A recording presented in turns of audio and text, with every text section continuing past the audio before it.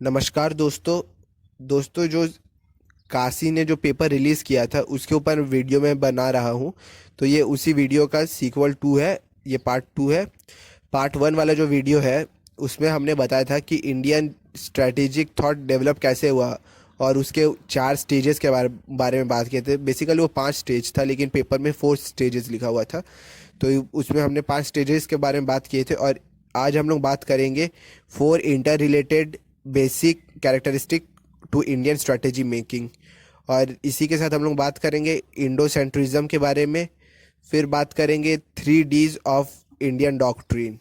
तो आप लोग वीडियो को आराम से देखिएगा और अगर आप लोगों को ये वीडियो अच्छा लग रहा है तो आप लोग कमेंट में बताइए कि और मैं किस किस टॉपिक के ऊपर। ये जो पेपर है जिसको पीएलए ने पब्लिश किया है उसमें अब इंडिया का अप्रोच के बारे में हम लोग बात करेंगे, जिसमें इंडिया का अप्रोच उसके नेबरिंग कंट्रीज़ के साथ कैसा है।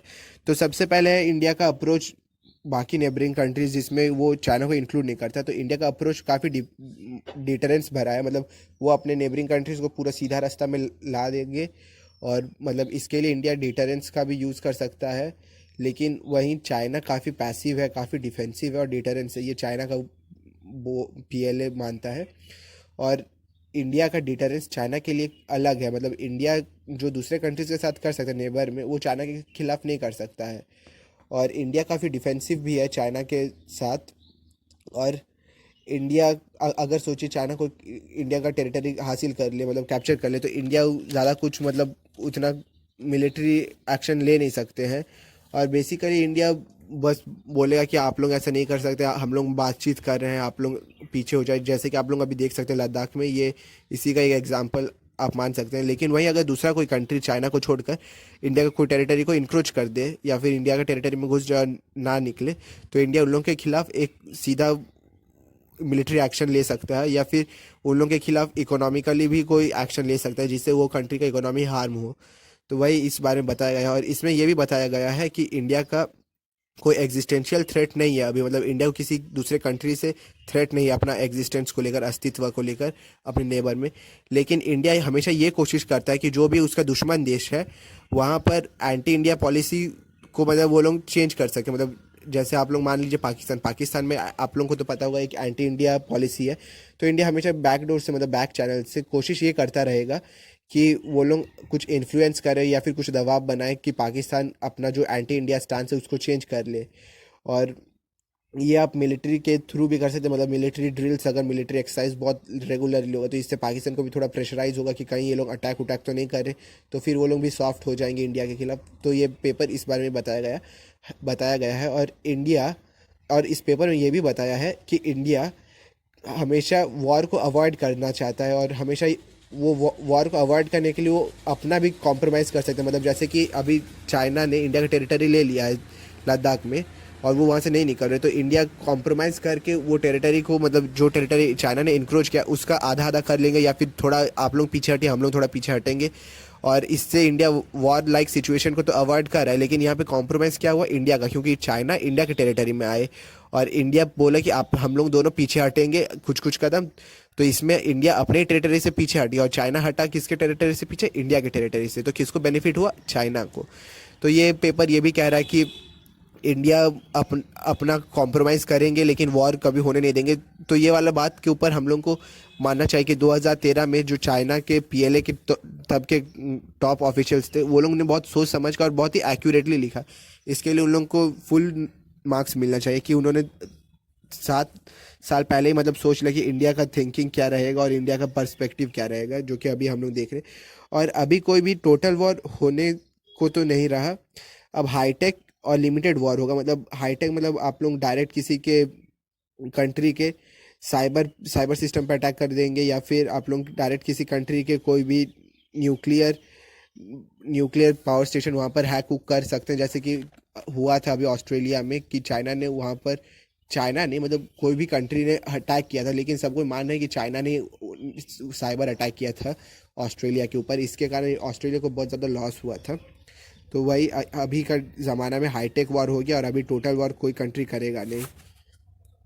और इसमें ये वाला बात भी कहा गया है कि पहले पैसिव डिफेंस क्या होता था, पहले पैसिव डिफेंस होता था कि दूसरा अगर हम लोग के टेरिटरी में आ रहा है तो हम लोग उन लोगों को आने देंगे, फिर हम लोग जो लोग इन्वेडर्स थे उन लोगों को घेरेंगे, फिर उनके ऊपर अटैक करेंगे। तो ये वाला टाइप ऑफ डिफेंस भी अब चेंज हो गया है। अभी हम लोग अगर अपने दुश्मन को मतलब पहले ही पैसिव डिफेंस करना चाहते हैं तो पहले हम लोग उनके ऊपर प्रीएम्प्टिव स्ट्राइक कर देंगे, जैसे कि आप सर्जिकल स्ट्राइक कह सकते हैं। मतलब दुश्मन हम पे अटैक करे इससे पहले हम लोग दुश्मन के ऊपर अटैक कर देंगे।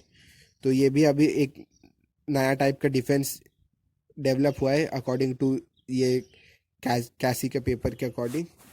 इसके बाद हम लोग बात करेंगे 4 inter related basic characteristic to Indian strategy making. और हाँ, एक और चीज़ जो आपको बताना था वही पैसिव डिफेंस से रिलेटेड, कि अभी सब कंट्री ये कोशिश करते हैं कि जो भी नेक्स्ट वॉर लड़ा जाए वो अपने ज़मीन पे ना हो बल्कि दूसरे के ज़मीन, मतलब हम लोग दूसरे के ज़मीन पे जाके एक अटैक, एक वॉर शुरू करें। तो ये थोड़ा कॉन्ट्राडिक्टरी भी है कि पहले आप लोग कह रहे हैं कि प्रीएम्प्टिव स्ट्राइक भी कर दीजिए, फिर आप लोग कह रहे हैं कि दूसरे के ज़मीन पे जाके अटैक करिए। तो ये पेपर थोड़ा कॉन्ट्राडिक्टरी मेरे को लग रहा है। तो हम लोग शुरू करते वही 4 इंटर रिलेटेड बेसिक कैरेक्टरिस्टिक्स से। पहला है strong geopolitical core to Indian strategy making. India अपने आप को मानता है कि वो हार्ट है साउथ एशिया का, और जो नेबर्स है पाकिस्तान और चाइना वो इंडिया का मेन ऑब्स्टैकल है एक जियोपॉलिटिकल पोजीशन को।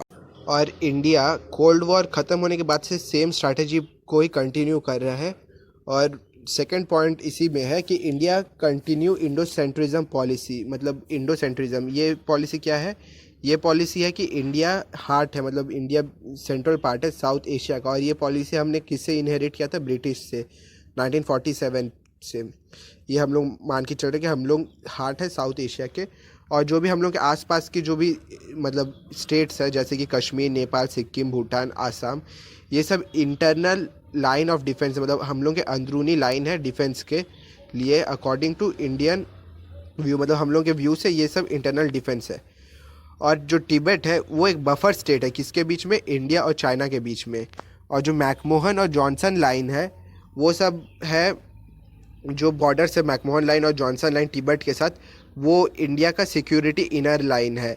और ये जो सिक्योरिटी इनर लाइन है इसको हम लोग को मिलिटरीली डिफेंड करना होगा। मतलब हम लोग को आर्मी उर्मी को वहाँ पे भेज के उससे हम लोग को उसको डिफेंड करना होगा। ऐसा नहीं होगा कि हम लोग उसको खाली छोड़ देंगे और सोचेंगे कि कोई अटैक कर ही नहीं सकता, वो गलत है।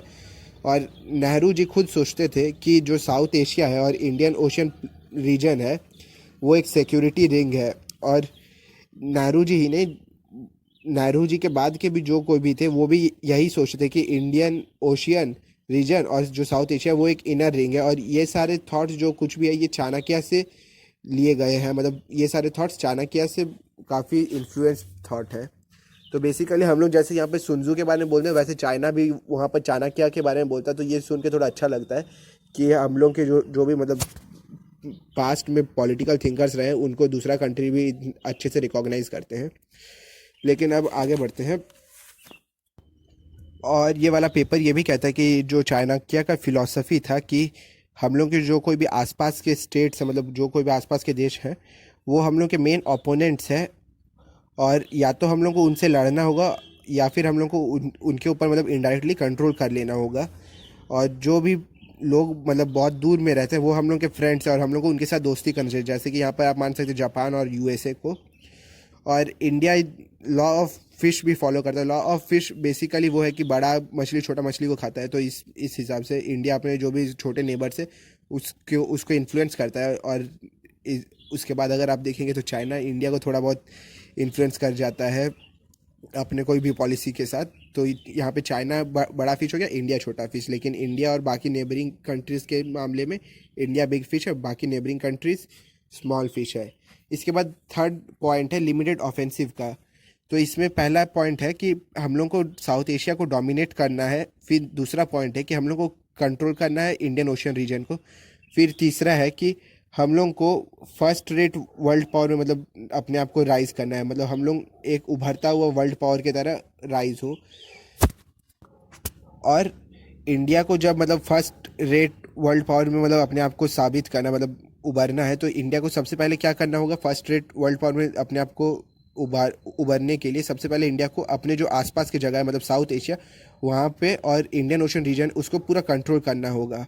उसके बाद इंडिया स्ट्रॉन्ग ऑफेंसिव एलिमेंट्स को मतलब प्लान कर सकते हैं। मतलब अगर हम लोग पूरा अपने साउथ एशियन रीजन को और इस इंडियन ओशन रीजन को मतलब पूरा अच्छे से मतलब कंट्रोल कर सकते हैं, तो हम लोग उसके आसपास में जो कोई भी देश है, अगर वहाँ पर कोई भी सिविल और या फिर कुछ और भी है, तो हम लोग वहाँ पर आराम से अपना ऑफेंसिव शुरू कर सकते हैं। जैसे कि यूएसए करता है, मतलब वो अपना वॉर अपने घर में नहीं दूसरे के घर में लड़ता है, जैसे कि इराक, अफगानिस्तान, सीरिया। तो इसीलिए ना यूएसए सुपर पावर कहलाता है, क्योंकि वो अपने घर को छोड़ के दूसरे के घर में जाके हमला करता है। तो ये पेपर कहता है कि इंडिया को भी अगर सुपर पावर मतलब बनने का इंडिया सोच रहा है, तो इंडिया ये भी सोच रहा होगा कि उसको अब ऑफेंसिव होना होगा अपने रीजन में। फिर ये पेपर ये भी बोलता है कि इंडिया ने अपना आर्म फोर्सेस को बहुत स्ट्रांग किया है, और ये लोग ऑब्जर्व करते हैं मतलब चाइनीज़ कि इंडिया पर्टिकुलरली श्रीलंका और साउथ एशियन कंट्रीज़ में अपना इन्फ्लुएंस कुछ ज़्यादा ही बढ़ा रहा है। और श्रीलंका में तो उन्होंने एक मतलब मिलिट्री भी अपना भेज दिया था, ताकि वहाँ पर वो सिन्हाला और तमिल्स के बीच में जो सिविल वॉर चल रहा था उसको रोक सके। तो ये चाइना भी ऑब्जर्व कर रहा है कि इंडिया का पावर धीरे धीरे बहुत बढ़ रहा है। और इंडिया के पास अभी भी एक लिमिटेशन है कि इंडिया जो भी मतलब उसके आसपास में जो भी बड़े देश हैं जो मतलब इन्फ्लुएंस करते हैं इंडियन ओशन रीजन को, उनको इंडिया कुछ कह नहीं सकते। जैसे चाइना और यूएसए, वो लोग कभी भी इंडियन ओशन में आके अपना शिप लेके कहीं पर भी घुस जाते हैं, तो इंडिया उसमें कुछ रोक नहीं सकते, उन लोग कुछ बोल नहीं सकते। तो इसके लिए इंडिया ने भी इसका एक सोल्यूशन फिगर आउट किया है कि इंडिया ने अलायंसेस बनाना शुरू कर लिया, जैसे कि जापान के साथ, फिर ऑस्ट्रेलिया के साथ, फ्रांस के साथ। तो ये पेपर ये भी बता रहा है कि इंडिया ने अपने से पावरफुल लोगों को टैकल करने के लिए अलायंसेस बना दिया, और फिर इंडिया ने पीस टाइम में धीरे धीरे अपना टेरिटरीज भी एक्सपैंड करने लग गया और चाइना के टेरिटरी में आ गया, और ताकि बाद में जो मतलब इंडिया का डिफेंस है वो ऑफेंस में कन्वर्ट हो जाए कोई वॉर लाइक सिचुएशन में। तो ये चाइना कह रहा है कि वो कह रहा है कि इंडिया चाइनीज टेरिटरी में आ गया है। इसमें कोट करके कहा गया है कि unremitting nibbling away in peace time of territory along border of China. मतलब निरंतर मतलब जब भी शांति का वक्त था, तब इंडिया ने धीरे धीरे करके थोड़ा थोड़ा करके चाइनीज़ टेरिटरी में इंट्रूजन किया और वहाँ पर कैप्चर हो गए, और बाद में अगर कभी वॉर होगा तो जो इंडिया का डिफेंस था वो ऑफेंस में कन्वर्ट हो जाएगा। तो ये पेपर कह रहा है, हालांकि हम सबको पता है कि कौन किसके जगह पे आया है। और फिर ये कह रहा है कि इंडियन पॉलिसी जो डिटरेंस का है, इंडियन पॉलिसी जो डिटरेंस का है वो हर डायरेक्शन के लिए है, पर ये डिटरेंस भी दो हिस्सों में बढ़ जाता है, दो अलग अलग हिस्सों में। पहला है ambitious for dominance in neighbourhood accept China. तो मतलब इसमें कहा गया है कि India wants domination in all south Asia. मतलब कहा गया है कि इंडिया बहुत एम्बिशियस है अपने डोमिनेंस को लेकर, और वो पूरे साउथ एशिया में अपना डोमिनेंस चाहता है। और दूसरा कहा गया है एम्बिशन फॉर डिटरेंस। और एम्बिशन फॉर डिटरेंस में ये है कि इंडिया को पहले से मतलब पता था कि वो उतना मतलब उसका मिलिट्री उतना स्ट्रांग नहीं है चाइना के लिए। तो चाइना को टैकल करने के लिए इंडिया ने पहले से ही रीच आउट करना शुरू कर दिया था यूएसए और जापान को, और उन लोगों के साथ रिलेशन इम्प्रूव किया, और ताकि मतलब ज़्यादा से ज़्यादा इंडिया अलायंस बना सके। और ये वाला पेपर बहुत पहले ही लिखा गया था, मतलब तब क्वाड उतना ज़्यादा कुछ आइडिया में भी नहीं था। ये 2013 में है, और 2013 में क्वाड के बारे में उतना कुछ बात नहीं हुआ था। 2007 में बस शिंजो आबे ने एक बार इंडो पैसिफिक टर्म के बारे में बताया था, लेकिन क्वाड के बारे में तब थोड़ा बहुत बातचीत होता था। लेकिन ऑस्ट्रेलिया और इंडिया हमेशा उसमें से मतलब कभी इंटर नहीं करना चाहते थे। मतलब क्वाड के आइडिया को लेकर वो दोनों कभी एक साथ आना नहीं चाहते थे, क्योंकि वो दोनों को चाइना से मतलब इकोनॉमिक रिलेशन उन लोगों का ख़राब हो जाता है, इसलिए तब क्वाड के बारे में उतना कोई ज़्यादा तवज्जो नहीं दिया गया। मेन क्वाड के बारे में डोनाल्ड ट्रंप के अंडर में तवज्जो दिया गया था। तो आप लोग कह सकते हैं कि चाइना ने बहुत पहले ही ये सब के बारे में एनालाइज करके रखा है। और इसमें भी डिटरेंस में भी चाइना ने बोला है कि दो तरह का डिटरेंस है। एक डिटरेंस है चाइना के लिए जो है सुएसिव डिटरेंस, मतलब चाइना को परसुएड करने का, और बाकी जो कंट्रीज़ है उनके लिए है प्यूनिटिव डिटरेंस, मतलब जैसे कि पाकिस्तान और ये सब कंट्री के लिए। तो अभी हमने क्या किस बारे में बात किया, हमने अभी बात किया कि इंडिया का फॉरेन पॉलिसी में दो दो सबसे इंपॉर्टेंट चीज़ें, एक है एम्बिशन फॉर डोमिनेंस, जो कि मतलब इंडिया पूरे साउथ एशिया में चाहता है अपना डोमिनेंस। दूसरा है एम्बिशन फॉर डिटरेंस। तो इसमें इंडिया मतलब मैक्सिमम कंट्रीज़ को अपना पार्टनर बनाना चाहता है ताकि वो चाइना को टैकल कर सके। फिर डिटरेंस में भी आता है दो हिस्सा, एक है चाइना के लिए जो है सुएसिव डिटरेंस, मतलब परसुएड करने का, और बाकी नेबर्स के लिए है प्यूनिटिव डिटेंस, मतलब अगर वो लोग कोई गलत काम करेंगे तो उन लोगों को सज़ा उसका मिलेगा। और अभी जो 3 Ds के बारे में बात किया था वो सारे डीज है, और डीज है डिस्करेज, डिटर और डील। ये सारे डीज आपके इंडियन डॉक्ट्रिन, इंडिया के नए डॉक्ट्रिन में है अकॉर्डिंग टू चाइना। सबसे पहला डिस्करेज, तो मतलब इंडिया कंट्रीज़ लाइक यूएसए को डिस्करेज करता है कि वो लोग अपना प्रेजेंस इंडियन ओशन में बनाए। इंडिया चाहता है कि वो लोग अपना प्रेजेंस बनाए, बट इंडिया के ऊपर मतलब रख के, मतलब इंडिया को वो लोग अपना एलाय बनाए और इंडिया उन लोगों को रिप्रेजेंट कर यहाँ पर अपना इन्फ्लुएंस बनाने के लिए, ये इंडिया चाहता है। इंडिया ये नहीं चाहता कि वो लोग डायरेक्टली आके यहाँ पे इन्फ्लुएंस करे। इंडिया उन लोगों के बिहाफ में यहाँ से मतलब उनको रिप्रेजेंट करे यहाँ पर, इंडिया ये चाहता है। फिर दूसरा है डी है फॉर डिटर, मतलब इंडिया चाइना को डिटर करना चाहता है। और तीसरा डी है डील, और ये डील मेनली पाकिस्तान के लिए है। तो तीनों डी है, डिस्करेज, डिटर और डील। और अभी इंडिया का जो जीएनपी है, ग्रॉस नेशनल पावर, वो काफ़ी बढ़ गया है। और अभी इंडिया ने अपना शिफ्ट कर लिया है साउथ एशिया में एक्टिव ऑफेंस के लिए, मतलब इंडिया भी यहाँ पर एक्टिव ऑफेंस कर सकता है। और उसका south Asian challenge mainly Pakistan ही है। तो इंडिया हमेशा ये अभी कोशिश कर रहा है कि वो अपना वेस्टर्न बॉर्डर को स्टेबलाइज कर ले, और जो नॉर्दर्न बॉर्डर है चाइना को लेकर उसको वो लोग स्ट्रेंथ करे, मतलब चाइना को लेके अपना बॉर्डर को पूरा मजबूत कर ले ताकि इन्फिल्ट्रेशन वो सब ना हो। और वेस्टर्न बॉर्डर को स्टेबलाइज कर दे ताकि वहाँ से मतलब कोई टेररिज्म रिलेटेड या फिर कोई भी स्मगलिंग रिलेटेड काम ना हो। और बाद में इंडिया अपने आप को इंडियन ओशन में फ्लरिश करे, मतलब इंडियन ओशन में अपने आप को बढ़ाए।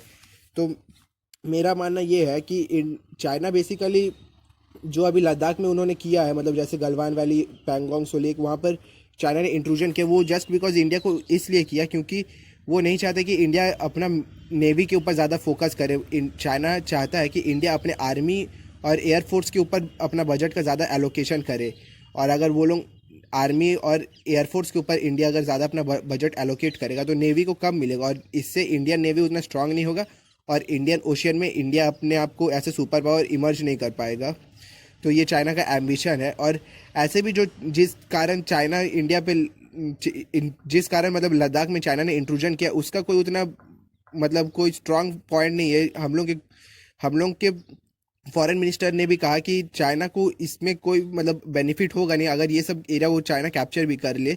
मतलब इसका मतलब ये नहीं कि वो चाइना को ये एरिया देना चाहते, वो बस ये बताना चाहते कि ये एरिया कोई वैसे कुछ मिलिट्री या फिर स्ट्रैटेजिक या फिर पॉलिटिकल के लिए मतलब उतना यूजेज में नहीं है। बस चाइना ने हम लोगों को यहाँ पर मतलब इंडिया को लद्दाख में फोकस इसलिए करवाए ताकि हम अपना नेवी के ऊपर से ध्यान कम दे सके। और जैसे कि मतलब इंडिया ने अपना ट्रूप्स को लद्दाख में भेजा, तो उससे रिलेटेड बजट में 20,000 करोड़ एक्स्ट्रा इंडिया को स्पेंड करना पड़ा अपना बजट का, जस्ट बिकॉज ऑफ चाइना। मतलब चाइना ने लद्दाख में इंट्रूजन किया तो इंडिया को अपना फोर्सेस वहाँ पे डिप्लॉय करना पड़ा। और बाकी खाने पीने का सामान जो इंडिया ने वहाँ पे अपना बना मतलब रखा, तो उसके लिए इंडिया को 20,000 करोड़ तक का मतलब लगा पैसा देना पड़ा। तो चाइना मतलब बेसिकली इंडिया को ये अभी बताना चाह रहा है कि आप इंडियन ओशन में मतलब डायरेक्टली अभी आप फ्लरिश नहीं कर सकते जब तक हम लोग हैं, तो आपको अभी अपना ज़्यादा फोकस नॉर्दर्न बॉर्डर पे ही देना पड़ेगा। तो इसीलिए मेरे को लग रहा है कि चाइना ने इंट्रूजन किया ताकि वो इंडिया को डेविएट कर सके नेवी के ऊपर फोकस करने से।